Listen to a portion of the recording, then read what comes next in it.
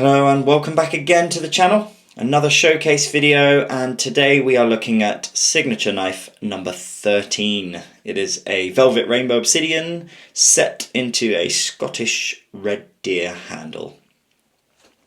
So as always, we'll start with the blade. This was a new material to me. Velvet rainbow is something I've never worked with.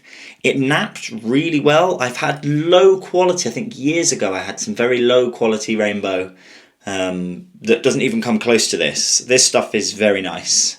I'll try and get a light on it later to show you, but for now we'll just go over it. I've gone back to that classic style of knife that I used to make. Back at the very start they were always deer horn, and it had that curve to it. And I also really like the gralakin hook, or the gutting hook style, or tanged, or whatever you want to call it. Something that I've really enjoyed. I've always liked doing it. It's coming in at just under 6 inches, so a slightly bigger one, only a little bit bigger. Let's have a look at the blade in close detail. So as I said, the lighting isn't quite right to get all the niceties of this piece, but hopefully under the right light I'll be able to show you the velvet rainbow effects.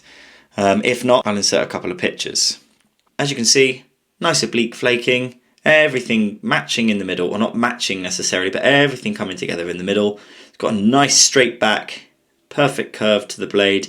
This stuff napped, once again, kind of like the Spider. It napped really well. No resistance, hardly any stepping at all. Just the tiniest little fingernail hinges that I had to contend with, but apart from that, napped very well. It's got a nice weight to it, and as you can see, the thickness, once again, quite nice.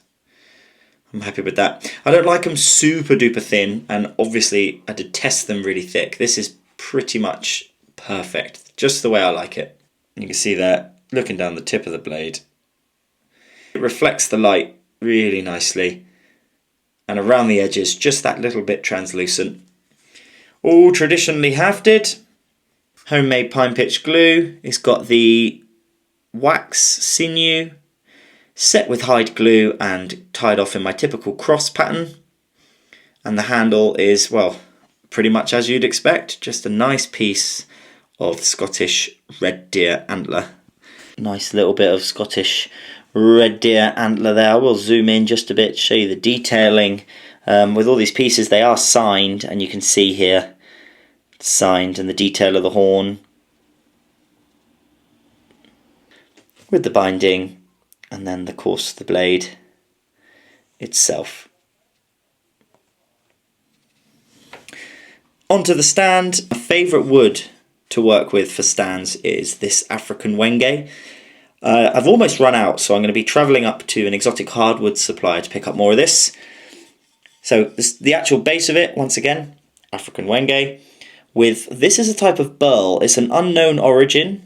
They call it root wood, which is why it has all of these gnarly cracks running through it. But structurally, this is still really stable, so it'll hold your blade.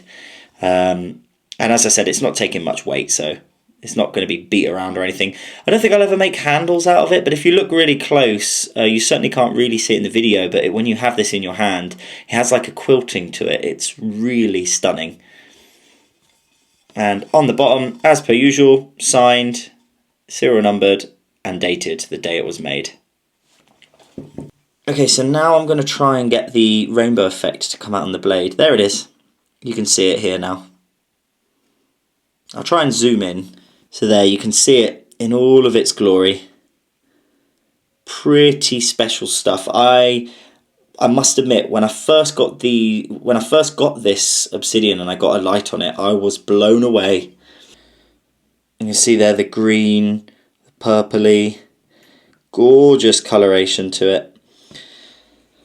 I've already made a few pieces out of it, as I said, and I just can't get enough of this stuff. I've had a commission for a dagger already. It's very unique, and I think a lot of people like this. So there she is. Now, as at the time of recording this video, this piece is still up for grabs, should you wish to own it. And there she is in all of her velvety rainbow goodness, signature knife number 13. Once again, this is available, and if you like this and any of the other knives that you've seen, you can find them on bowmanlithics.co.uk. The website will be in my bio. Once again, thank you so much for watching. Don't forget to like and subscribe, and I'll see you soon.